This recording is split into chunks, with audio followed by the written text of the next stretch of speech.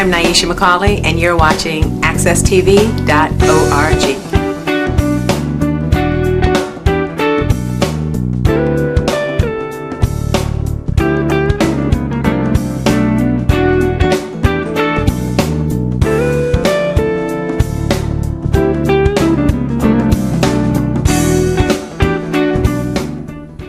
Good morning, everybody, and welcome to the Challenge.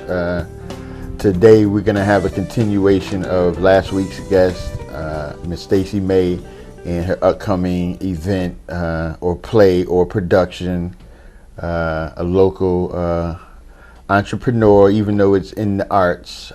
She's bringing us one of the things that's always been prevalent in our community, the art of storytelling, and we've always been, as a culture, able to tell a story and be animated, and this is an extension of that craft. Personally, on the Challenge, I always love when we have the arts on here. Sometimes we get into this heavy topics and politics and all of this stuff, but anytime we have entertainers and anybody in that process is always a delight for me. So I was looking forward to this morning's show. Also, today is November 22nd. I didn't mention it earlier.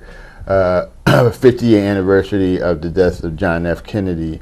It's not part of this particular show, but it is something that we just need to be aware of that time in our history. I always believe that in our community, we definitely need to be aware of historical events. That was a very sad day in the country's history. So if you have a moment, kind of look up some of that history that's surrounding that event.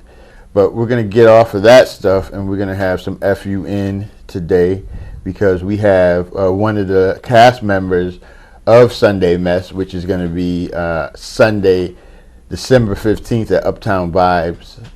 We encourage everyone to come out. So without further ado, we're going to start like we do with the other cast members by their stage name. And we had her husband on earlier. Not her real husband, so all you fellas out there, chill.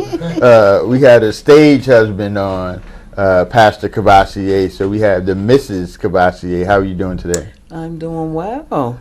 And so this couple of weeks from today, December 15th, we're all going to come out and support Sunday Mess. Yes. And you are a member of the second Cathedral. Yes. All right. Does that mean there's the first cathedral somewhere out here in the Hartford area? I heard there was one. I'm Okay. not sure, but I did hear there was one. So you guys created the second cathedral. Second. It's kind of like Hyundai, right? It's not quite a Honda, but it's close to it. Okay. Just as good. Just as good? Yes. Okay. Now, we was talking to the other cast members, and that word mess is what came up, because you got Sunday, and we associate that with church and spirituality. But the mess part is what I'm coming out to see. And your husband, Pastor Cavassier, spoke about how you guys are on your way to redemption, but there's a few things that you guys are bringing with you from the other life, huh? Yeah. We're trying to find our way. Okay. Trying to find our way. Now, in finding your way, does that come into the church, and is that part of that mess that occurs?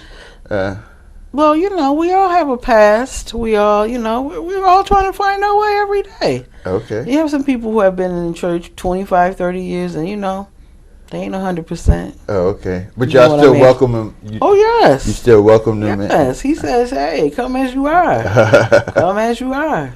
Now, one of the things I know, Ms. Cavassier, that happens is the church supports family and structure. And he said that, and I didn't, I'm not good at math, so when I was talking to Pastor Cavassier, he said you guys have been together for 30 years and married for 5. In that period, the 25 years before you were married, I'm not sure how that kind of works itself into the church family as far as, or were you guys in the church for that 30 years? No, at the beginning, we just used to ride past the church. When we got married, we kind of slid up in the church, and then he took over a church, but them first 25, no. Oh, okay. He was not in the church. Because a lot of money passes through the church. Yeah, it does. That doesn't play into you guys' newfound religious beliefs, does it? Everybody need a job. You know that, right? Everybody need a job. Okay. All right. Now, Miss Cavassier is your stage name, but Yes. you have a real name, and we want to talk to the real person. Like I say, the government name is Sandra Hill. Yes. And doing this acting thing, Sandra, and being that Sunday Mess is a local production, I love people in our community because Hartford's a little dot in this great country called America, but we got some dynamic people doing their thing. So how did you kind of know that this is something you like doing? Actually, I didn't know that this was something I like doing until I got an opportunity to do it. Okay. And my first opportunity to do it, I was asked to do a play. While I was rehearsing for that play, someone came in and they sat in on the play. They inboxed me that night and they said, you know what, I have a upcoming role I want you to do. So they gave me a script. So that was 2 plays. And while I was rehearsing for both of those plays, I was even asked to do a 3rd play. Wow. So actually, when I first did the first play, I was in the process of rehearsing for 2 other plays. And I was so proud of myself because to be doing 3 plays at one time for your first time, I did not mess up any of my lines. I didn't forget any of my lines. And the last play that I did, out of the 3, she was one of those people who wanted you to stay on script. There was no ad-libbing. You could not say an extra word. If it was not on paper, you could not say it. But the other 2, I was allowed to do the ad-libbing, you know. But the discipline, I think I needed. Right. I needed in that play because her words were very, very important. Right. And she didn't want any other words to be displayed or to, come across to the audience. So I did 3 plays at one time, and I was pretty proud of myself. That is an accomplishment to be proud of. With the live performances and myself, actually through my son, he kind of turned me on to live performances, and I love Broadway. I love the Bushnell, and I love the fact that people in our community are doing the thing. Independent of all that, and creating an opportunity first and foremost for the people in the African American community, but also displaying some talent.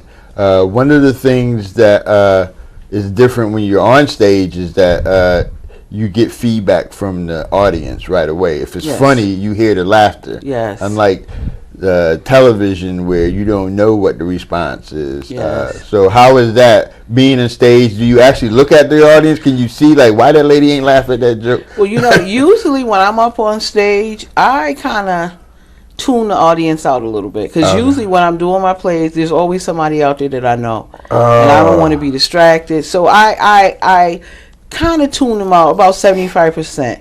And also, when they do laugh, you have to let them laugh because they won't hear your next line. So I know when to pause. I know when to start back up. And the funny thing is, what I love the most is how in tune the audience becomes with you. Right. There's certain roles I played where people, they're like, ooh, and if I gotta deliver a message, they're like, don't say that, don't do him like. I mean, they really just fall right into it, and I'm standing up there saying to myself, I'm only acting, And then you have followers that come, like the last play I did. As soon as I came out on stage, somebody's out in the in the audience. They're like, "Hey, Nene," and I've gone places where people have actually called me by my stage name. Oh, okay. I was at Berlin Coat Factory, and this girl was like, Monica.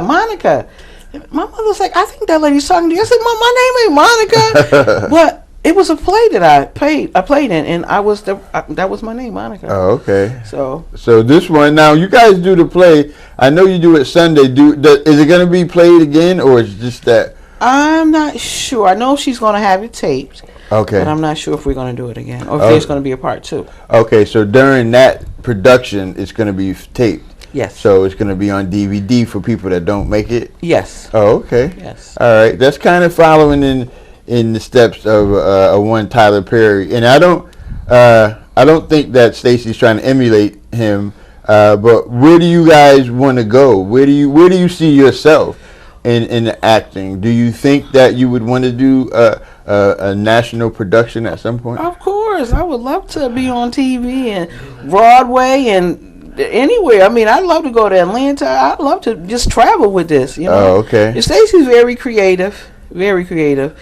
And what I like about her, she doesn't give up. Right. She's very consistent. Right. Very consistent, and I love that. If it's not every 2 months, it's every 3 months.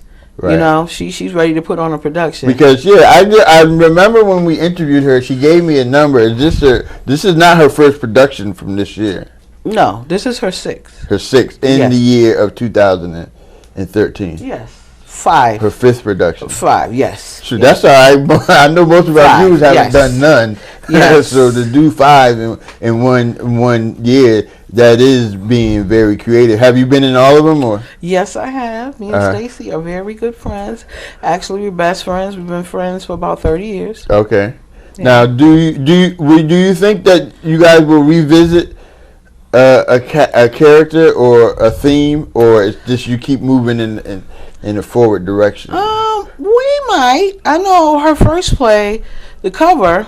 I was in that play as well. There's a lot of people that would like for her to do that play again, the one that we performed at the Artist Collective. Okay. People still ask us about that play. When are you guys going to do it again? You know. Okay. I'm like, okay. Do it again, or do like a continuation? I know that you can tell the story. You know, you could continue on with the story. I think people are looking for a part 2. Okay. I think people are looking for a part 2 because what it is people, they fall into it. It's just like a soap opera, or it's like Scandal or any other show that you're watching. You like want more. We have people who they're like, I wish our play was 45 minutes longer. Another half hour. And it's like, okay. Right. Yeah. So now let me ask you this. So when I was talking to Pastor Cavassier, so when you are performing and you're rehearsing, what is that like? Is that one of the better parts of the production, or you like, I don't want to? The finished product is always good, but I wish people could see us in rehearsal, because a lot of times when you're ad-libbing, we say some of the funniest things are never said on stage. Oh, okay. Some of them are not said on stage. And I mean, there's some days I literally cry because I laugh so hard at my castmates, especially Mr. Michael. Okay. Yeah, I mean, like I'm crying on when we're rehearsing because it's so funny. So we don't with anything, and we talked about it before, with the discipline and what it takes to put on a performance. You don't think the preparation is work? Because I know some other cast member says it's like getting a whip crack on. No, you know what it is? It's fun. It gives you something to look forward to. Okay. I love it. I love going to rehearsals. Because the play itself is about how long? It's going to be about 2 hours. So to do a 2-hour production, is it 100 hours of rehearsal?